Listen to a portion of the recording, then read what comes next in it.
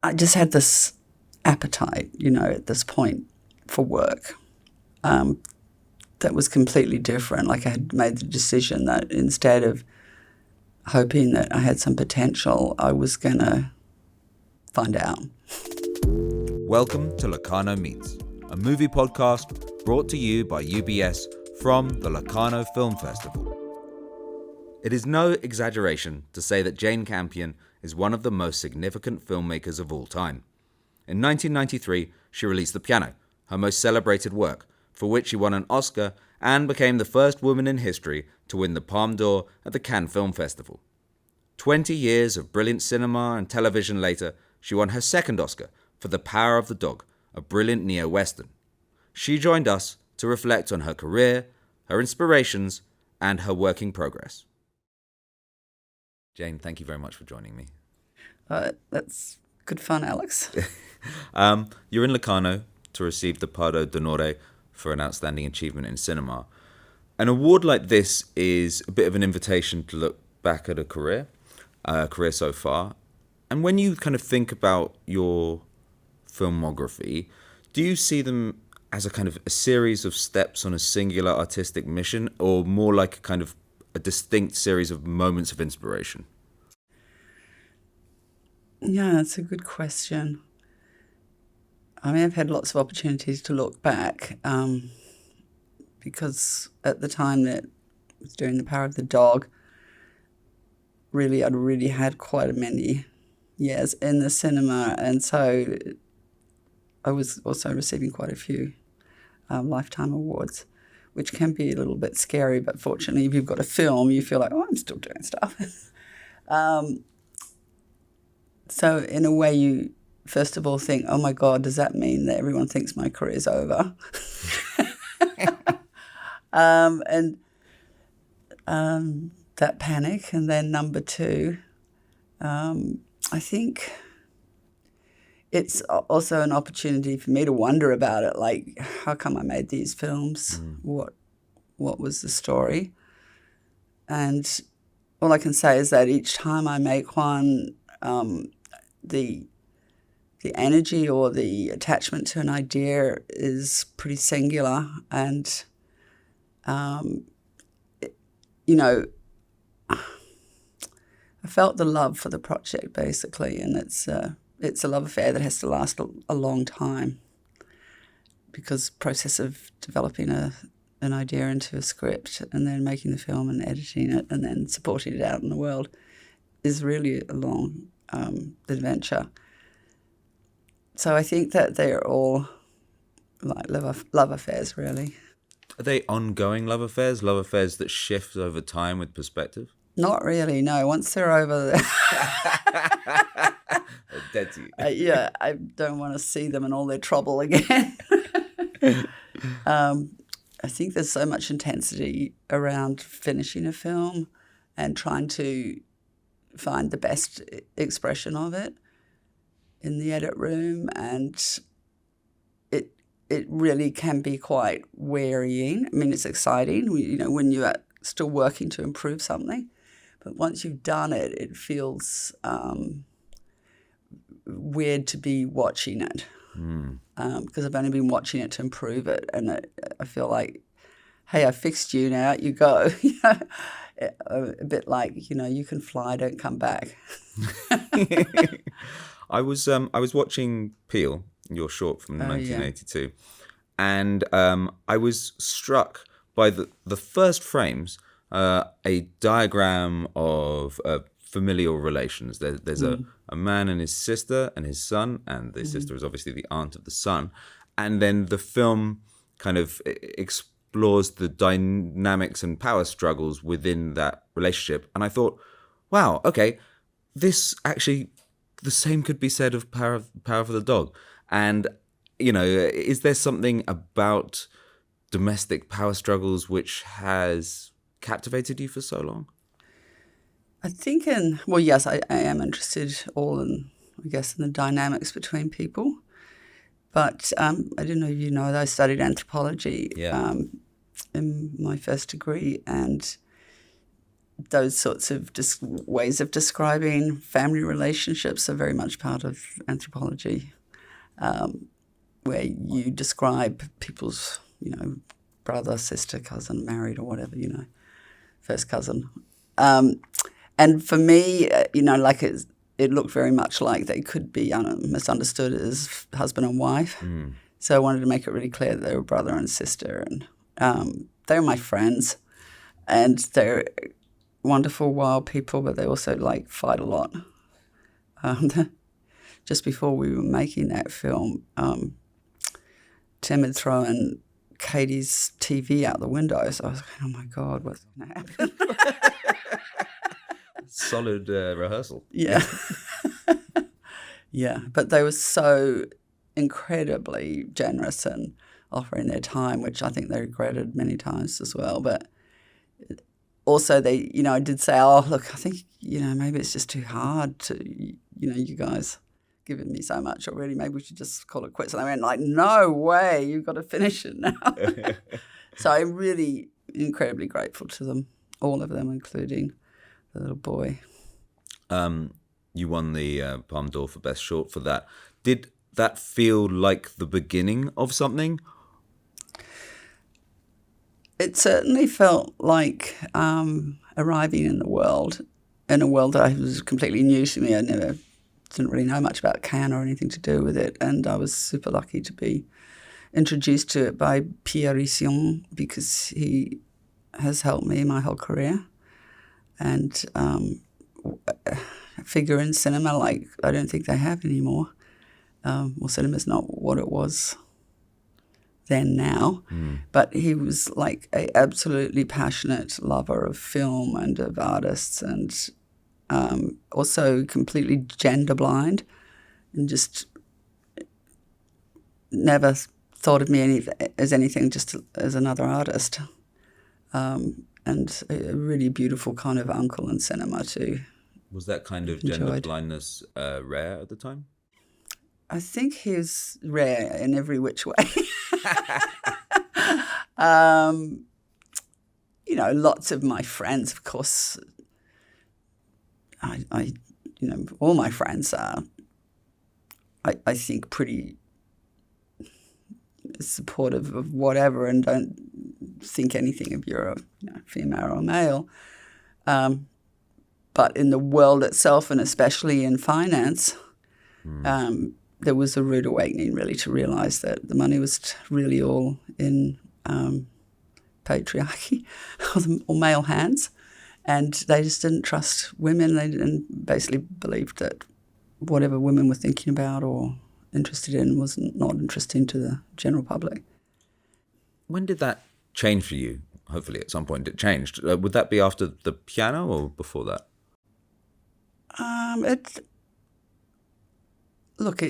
I think it's the struggle women as filmmakers have had for an extraordinary long time.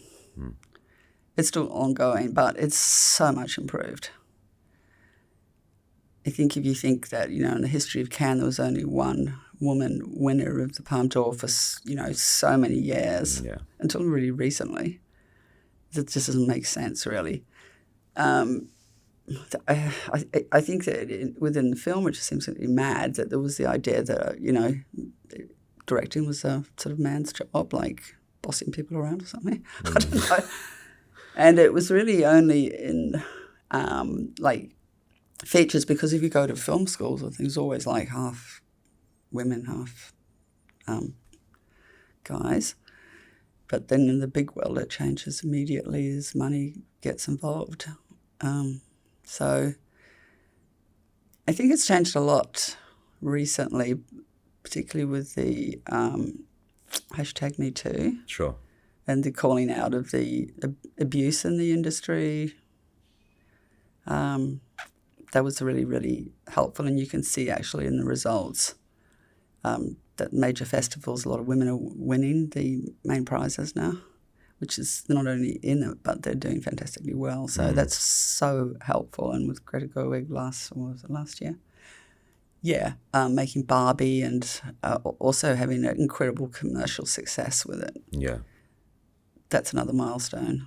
So Yeah, I think things are improving. But, I think at the time of when Thatcher was in and money was everything, Sure. it felt like a very difficult time for the women, yeah. That was the time that you were in London to go to art school, right? Not really. I think that was... Well, when was Thatcher there? I don't really know. 1979 to 1994. I'm going to 92. Yeah. Well, I just can remember the world changing a lot. Fine. From feeling like, let's create an equal society to Sure. let's make money count for everything and much more capitalistic. You joined art school as a painter but left as a filmmaker. That's right. I straddled two art schools, so one in London and Chelsea. I did a foundation course there. And then I finished up in Sydney, which was an amazing school. Really changed my thinking and everything about how I understood visual arts to be. And during my time there, I had really become to love cinema. Like I was quite lonely in London, and so my companion was the cinema, so I just went to everything all the time. What can you remember seeing? I can remember discovering Wim Wenders, for example, and even Peter Ware, though it's not particularly like Picnic at Hanging Rock. I remember seeing that. Great movie. In England, but really I went to just everything that was at Notting Hill Gate or whatever. And I remember seeing Nicholas Roeg's movies. Amazing. Yeah. And just thinking, oh, this is my education in life. Like, these people are bringing me up. Like, this is the world I'm interested in. And when I arrived in Sydney, I didn't know anyone either. So I remember getting a gold pass to the Sydney Film Festival and just watching everything. And just, the happiest couple of weeks of the year.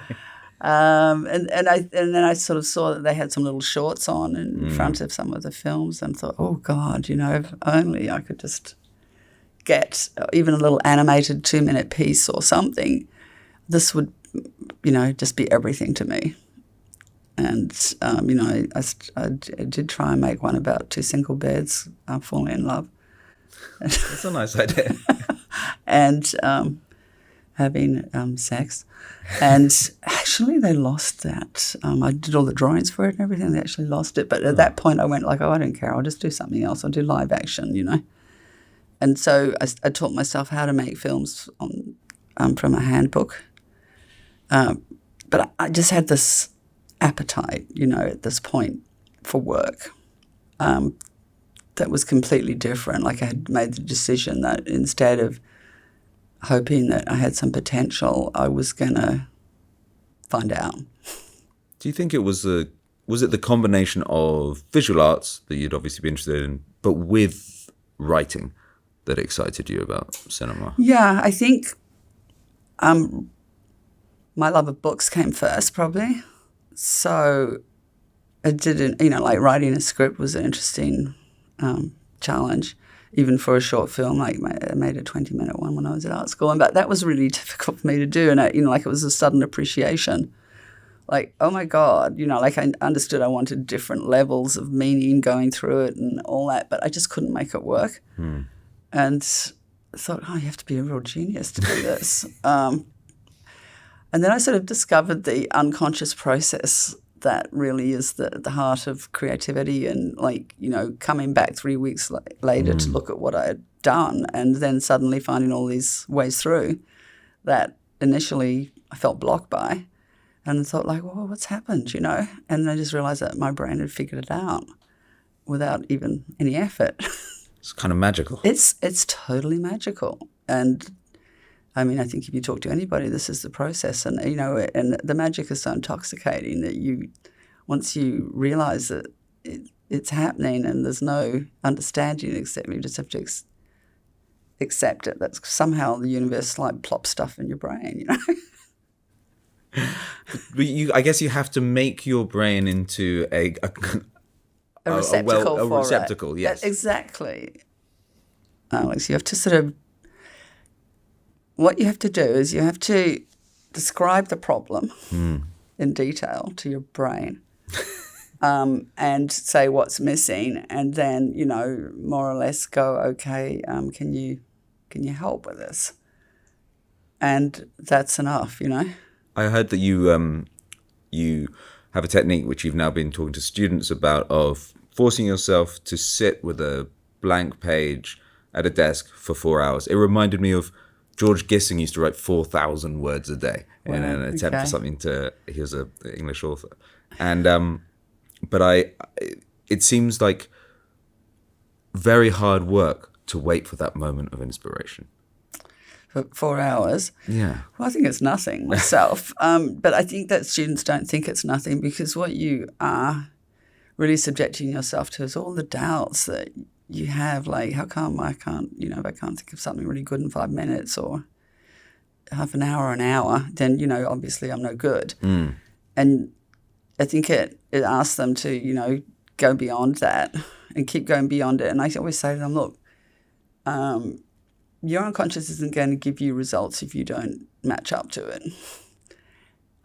It's like, if you think about them as little creatures in the woods, and they have to get confidence that you intend to stay there before they come and sit in your lap, So you need to do the work of showing up.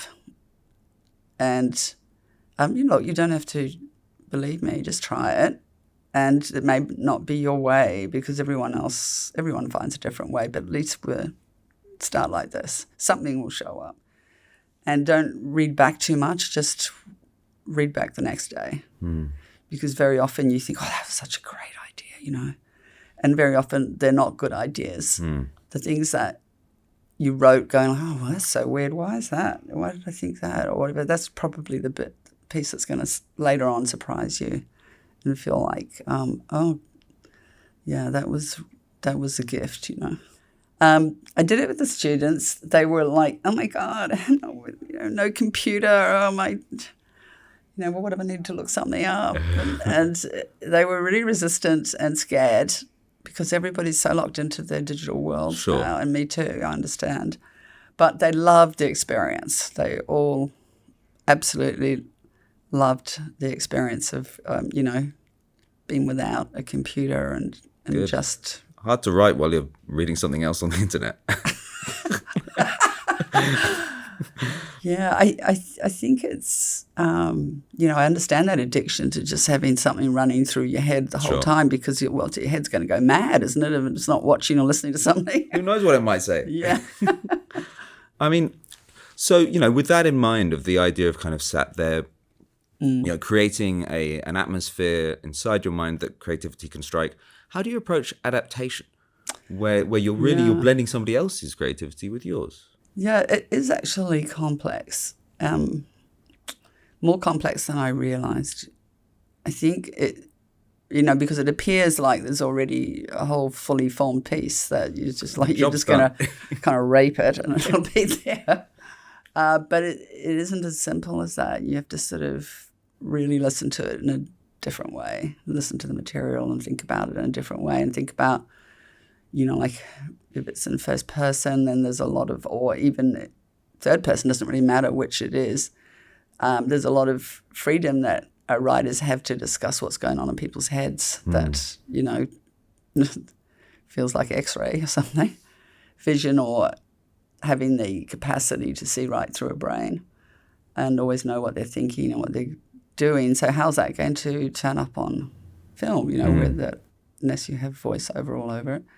It's going to be difficult. So you're really trying to understand or extract story points really carefully. And, for example, like something like Power of the Dog, where there was a character who never shows up in the story but is remembered a lot, which is Bronco Henry. How are we going to make visual or make him solid in the story? Because he's always just in Phil's head, and it's in a few conversations. So you had to think, well, that's going to be a problem and have to solve that. And, like that becomes a thing that you ask for support with, like how can I represent that? And, I came up with a few things that worked, I think, like the Bronco Henry scarf that became a sort of fetish article for Phil, and also making kind of memorial for him. Yeah. In the stable where his saddle was kept and all the things Bronco Henry were sort of loved up, which, brought him into the present, and in Phil's life, I guess. So you are trying to see ahead to what could make this adaptation difficult or not work, and also fix it. And I'm also really interested to who else has tried to adapt this, and what's happened. Why didn't they do it? Yeah. Yeah, say, for example, Pardo the dog had been owned as a property by 5 different people. Oh, 5, wow. And, you sort of go ooh, I wonder what problems they struck. I wonder if it was because of the challenging material for their period of time they were talking, it was, having a gay star or a closeted gay man, or it just didn't work with the material. Roger Frappier, the producer, owned the rights, and he'd already tried to do a script and didn't think it worked very well at all. And so, I don't take that I'm definitely going to succeed where they failed. I'm nervous because, I think, why will I succeed where they fail? So I'm really careful about it. Is the process of adaptation changed if you can have a relationship with the writer? You had a relationship with Janet Frame, right? Yeah, I didn't talk to Janet during the adaptation process. Plus, I didn't actually write it. Laura Jones wrote that. But I worked really closely with Laura, and it was a really great process. She and I decided together more or less what was going to be in the 3, will represent the 3 books because it's in 3 parts. The first, The Childhood, 2 Years Land, and then An Angel at My Table and Envoy of Mary City. So, yeah, Janet was incredibly trusting. I decided I was in love with her book when I was at film school. I hadn't even made a short film, but I don't know where I got the temerity to do this, but I found out where she lived. It's very cool. And it turned out that my godmother knew her. So right. She arranged for me to go visit. And, Janet had said, only 1 hour, so okay, all right. And I think I went on the day before Christmas, and I was quite excited and nervous. And Janet is really, she's eccentric woman, but fantastically free, compared to most Kiwi ladies. And she lives in this really conservative, uptight little town. And, her house, every other house looks exactly the same, except her house is really long grass, and it's been double bricked to try and soundproof it. And, went in there, and the whole place looked like it was kind of hospital wards, that she had put up sheets between rooms, she was working, all the time in the hospital. But she'd been working on different projects, so she had moved between the wards. Was that conscious on her part? Well, I didn't ask her about that, but there was no real living room. That the bed was in the living room, so everything had been emptied out just to make it like a writing studio. And she's really funny. I remember saying to her, have you got any Christmas plans or something? And around about that time, some gunshot went off, and she went, "Ooh, Christmas spirit starting early." And then she said, yes, she does have some plans. And I said, that's cool. And she said, yes, I'm going to have Christmas with some very dear friends. And I said, who are they? She said, the Bronte sisters. That's nice. But, she's a real film buff. She loved her favourite film when I asked her was last year, A Marion Band. Renee. And, actually at that time I hadn't even seen it. Sure. So, anyway, I asked her whether she would consider, I loved it, loved the book, the first of the 3. And, would she consider letting me have the rights? And she said, yes, she would consider it. She loves young people and really believes in energy and passion.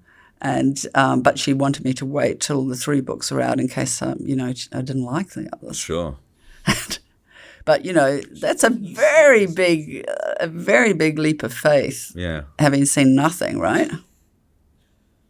I don't even think she saw any of my short films before she just agreed to it. Yeah. Clearly, you impressed her. Yeah, I don't know. I don't know on what basis she, made that choice, but it must have been pretty thin ice. Along the process of making a film, which, as you've already said, is a long one, is it important for you to kind of try to remember and hold on to the initial spark of inspiration? Yeah, it's a good question. Or does it allow it to change? I think that initial spark of inspiration is absolutely vital. And when you first have it, to remember the energy that it came with it, or the love or the why of that, in whatever you knew about that is really important to remember, because with, the whole process can really tire you and make you think maybe it's a hopeless idea, and you even forget that you liked it at all, or why. And, especially with something like, I'll just use the Pardo again as an example, but with something like that, because there's a really trick to the ending of the book, where things are sort of like a surprise, and you're having to remember how it felt to you the first time, because you'll never have that first time again. And that's so I really remember holding on to that a lot, and just trusting the book and the way that it revealed its plot. Can it sometimes be difficult to explain, your vision, your inspiration to a multi-departmental crew? Yes, I think basically I don't really have to explain it to everybody. I have to explain it really just to the heads of departments. Sure. And then I like to have a meeting with everybody at the very beginning of pre-production. Mm-hmm. Everybody's making decisions and choices. It's like in this big conference room. We do it over 2 days or something like that. We go through the whole film, and I try to share everything I know about it. And we find out from other departments what their challenges are, and sometimes we, work together to try and resolve or workshop solutions, especially when it comes to locations and things we were having difficulty finding, or something like that, or how we might approach something. And that is really important, because then after that, I probably won't see these people together ever again until we actually, we're going to be doing the makeup and costume tests, which is like a day or two before we start filming. So I might, obviously I'll see the designer many times alone, and the DOP alone, costume people alone, but never all together. So it's pretty special time. I find it sometimes, you get all excited and you want them to understand your excitement, and they don't look like they are. They look like you're giving them a series of difficult tasks. Yeah, exactly. They look very po-faced. And Tanya Sagetchian, who was the creative producer on that project, she and I were laughing because we talk and gab on all the time, and they're our people that were working with us were really quite silent or quite quiet, gentle people. And we'd just be in the bus or wherever, driving around looking locations, yeah, and we're just quiet. But, Grant Major, the designer, he also did Lord of the Rings, he's a legend. He and I worked, or more or less our first jobs, on Angel at My Table together. So it was really nice for us to do this many years later. And so I was very familiar with, the Gentle Giant's quietness, although he was a lot more noisy and, garrulous and verbal on this project than he was when I first started. I remember I used to have to sort of get really close and just hear his breathing was a little more rapid. To figure out if he likes something or not. At Locarno here, you've chosen to show An Angel at My Table and The Piano. Why those 2 films? I think I chose An Angel at My Table because it's got really very universal appeal, and I think they're screening it in a public forum. And I think many people find it really connects them to their own childhood, and they learn about Janet. And it seems to be one of the enduring films, especially with audiences. Was my mum's favourite. And, yeah. So I hope it still has its charms for them. And with the piano, I guess it's the film that I'm most famous for. So it's always nice to be able to see that on a big screen for people, which, don't get the opportunity to see these projections very often. And having spent some time with my students now, like watching films in Peter Jackson's amazing cinema in Park Road in Wellington, it's just such a joy to watch films that you've loved again and remember them and see them in very high quality with good sound. So those are the reasons for those two. Well, I'm sure they're going to look fantastic on the big screen tonight. Thank you very much for sitting down with me. No, Alex, it's been beautiful. Good.